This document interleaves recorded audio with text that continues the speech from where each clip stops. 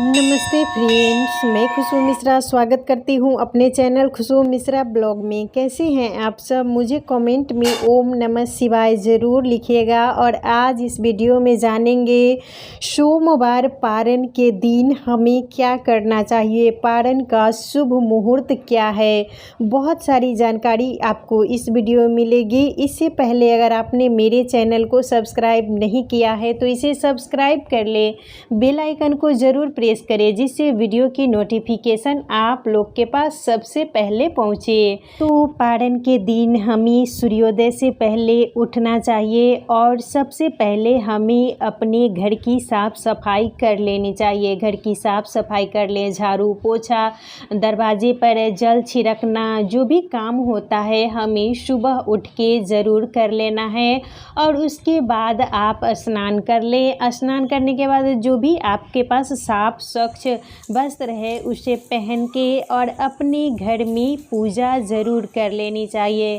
पहले आप सूर्य भगवान को जल चढ़ा दें, माता तुलसी को जल चढ़ा दें और मांग में सिंदूर, बिंदी, चूड़ी ये सब होना ही चाहिए। सावन महीने में इसका विशेष ज़्यादा महत्व है। जब भी आप करें पूरे सावन हमें अपने मांग में सिंदूर, चूड़ी, बिंदी, जो भी श्रृंगार की सामान है उसका यूज हमें ज़रूर करना चाहिए। और घर में पूजा करने के बाद आपके बगल में अगर मंदिर है तो पारण के दिन भी हमें मंदिर ज़रूर जाना चाहिए। वैसे तो लोग पूरे सावन मंदिर जाते हैं, लेकिन अगर आपके घर से मान लीजिए मंदिर दूर है तो प्रतिदिन जाना संभव नहीं हो सकता है, व्रत के दिन जाते हैं।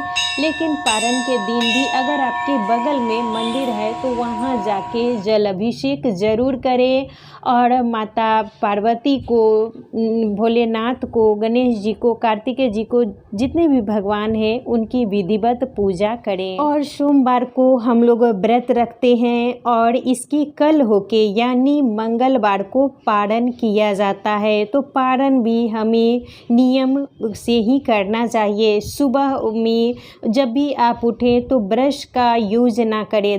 ब्रश का यूज पारण में नहीं करना चाहिए क्योंकि ब्रश से हम लहसुन प्याज का भी मतलब धो लेते हैं, नॉनवेज खाती हैं वो भी धो लेते हैं, इसीलिए उस दिन ब्रश का यूज हमें नहीं करना चाहिए। आपको अगर दातुन मिले तो दातुन का यूज कीजिए और नहीं तो आप एक नया ब्रश ज़रूर रखें। व्रत के दिन भी हमें नए ब्रश का यूज करना है। दातुन मिले तो दातुन का यूज कर लें और पारण के दिन भी हमें दातुन का ही यूज करना चाहिए। ब्रश मिले तो आप, नया ब्रश है तो नया ब्रश का यूज ज़रूर कर ले। और चूल्हे की साफ़ सफाई खाना बनाने से पहले हमें अच्छे से कर लेनी चाहिए। और खाने में हो सके तो लहसुन प्याज का उपयोग इस दिन हमें नहीं करना है। साफ यानी सात्विक भोजन बनाए, ये ना कि हम व्रत कर लिए हैं और लहसुन प्याज वाला खाना हम खा रहे हैं। वैसे तो सावन में बहुत से लोग हैं कि बिना लहसुन प्याज का खाना खाते हैं पूरे सावन, लेकिन अगर आप खाती भी हैं तो जब आप व्रत खोलने वाली हैं पारण के दिन सुबह में कम से कम लहसुन प्याज का उपयोग नहीं करना चाहिए। बैगन वगैरह भी सुबह में ना खाएं। अब बाद में आप खा सकती हैं पारण करने के बाद, लेकिन सुबह में इस बात का विशेष ध्यान देना है। और चाय भी आपको स्नान करने के बाद, पूजा करने के बाद ही पीनी चाहिए। मतलब नियम से, जब हम व्रत करें तो नियम से करना चाहिए, तभी उसका हमें संपूर्ण लाभ मिलता है।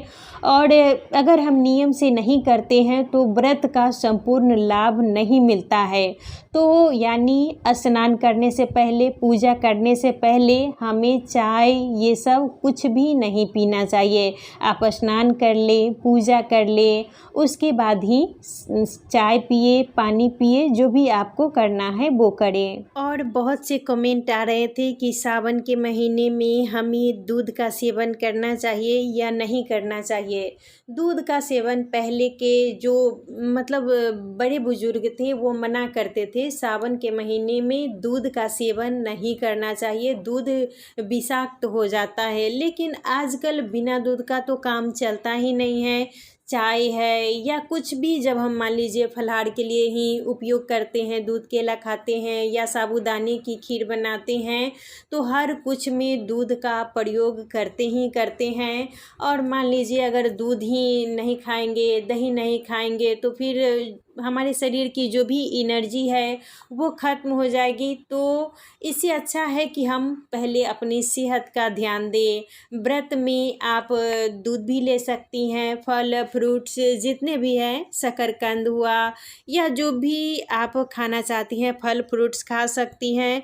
बस आपको इस व्रत में नमक का सेवन नहीं करना चाहिए और अन्न का सेवन भी सोमवार के व्रत में नहीं करना चाहिए। जो भी आप सीजनली फल हैं उसका उपयोग करें, दूध भी खा सकती हैं और चाय वगैरह भी व्रत के दिन पी सकती हैं। और कोई भी व्रत 24 घंटे का रहता है, यानी सूर्योदय से सूर्योदय तक का इसका विशेष महत्व रहता है। तो सोमवार से लेके मंगलवार के सुबह तक हमें सूर्योदय होने से पहले व्रत का नियम जो भी हो उसका पालन हमें ज़रूर करना चाहिए। सूर्योदय होने के बाद ही व्रत खोला जाता है और व्रत खोलने का शुभ मुहूर्त भी यही होता है, सूर्योदय के बाद। और सावन सोमवार व्रत में ये कोई नियम नहीं है कि इतने बजे हमको व्रत खोलना है, ये खोलना है। सूर्योदय होने के बाद आप कभी भी अपना व्रत खोल सकती हैं और जो नियम है नियम के अनुसार ही हमें पालन करना चाहिए। व्रत खोलने का जो नियम है वो स्नान पूजा, उसके बाद ही हमें कुछ भी खाना पीना चाहिए और मंदिर आप हो सके तो ज़रूर जाएं।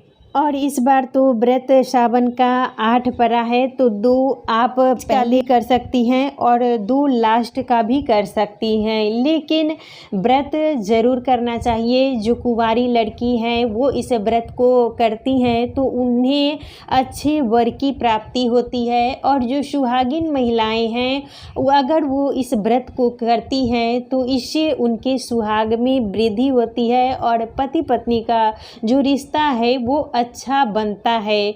इसीलिए सावन सोमवार का व्रत हमें ज़रूर करना चाहिए और भोलेनाथ का आशीर्वाद इससे हमें ज़रूर मिलता है, क्योंकि हमारे जो भोलेनाथ हैं, हमारे जो शंभुनाथ हैं, वो थोड़े से ही हमारी पूजा और श्रद्धा से खुश हो जाते हैं। बस हमें सही विधि से सही नियम से पूजा करनी चाहिए और जो भी काम करें वो अच्छे से श्रद्धा से ज़रूर करें। और व्रत के दिन हमें किसी से झूठ नहीं बोलना चाहिए, किसी का अपमान नहीं करना चाहिए, किसी पर गुस्सा भी नहीं करना चाहिए, किसी की चुगली बुराई निंदा। बहुत से लोग हैं कि सोचते हैं इस दिन फुर्सत में हैं तो अपना जो मतलब ये सब फालतू काम करते रहते हैं। अगर हम ये सब काम करते हैं तो इससे भी हमें व्रत का लाभ नहीं मिलता है। तो इससे हम लोग को बचना चाहिए। व्रत के दिन भी और पारण के दिन भी हो सके तो ये सब काम नहीं करना है, ये अच्छा नहीं माना जाता है। और पूरे सावन हमें दीपक, अगर आपके बगल में मंदिर है, शिवालय है, तो व्रत के दिन भी आप जाएं और प्रतिदिन संभव हो सके तो शिवालय हमें ज़रूर जाना चाहिए। और मान लीजिए आपके घर से शिवालय दूर है तो आप अपने घर में भी अगर मूर्ति रखी है, फ़ोटो रखी हैं, तो सुबह शाम भोलेनाथ के पास, माता पार्वती के पास एक दीपक हमें ज़रूर जलाना चाहिए। आप तिल के तेल का भी दीपक जला सकती हैं, घी का भी जला सकती हैं, दोनों अच्छा होता है, लेकिन दीपक हमें ज़रूर जलाना चाहिए।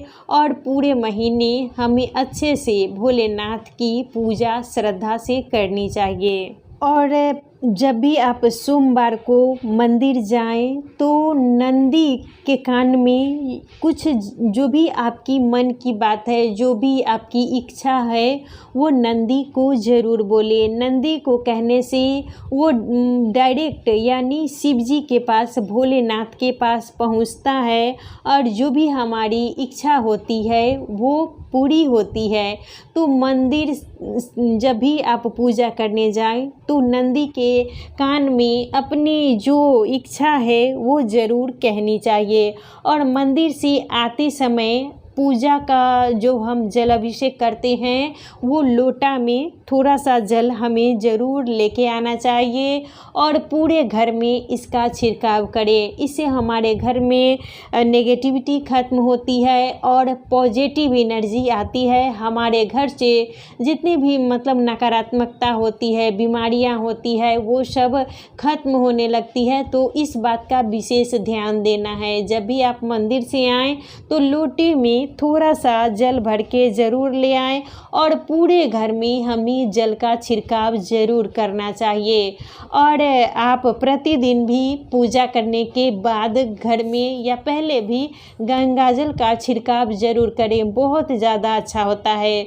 तो पूरे सावन भी इस नियम का पालन हमें ज़रूर करना है। और व्रत खोलने का यही नियम है, सूर्योदय के बाद कभी भी व्रत खोल सकती हैं। और व्रत खोलने से पहले हमें ना चाय पीना चाहिए, ना पानी भी हो सके तो ना पिए। इसीलिए सूर्योदय से पहले उठे और जो भी काम करना है कर ले और अपना व्रत खोले। तो आज का वीडियो यहीं तक था। फिर मिलूँगी नई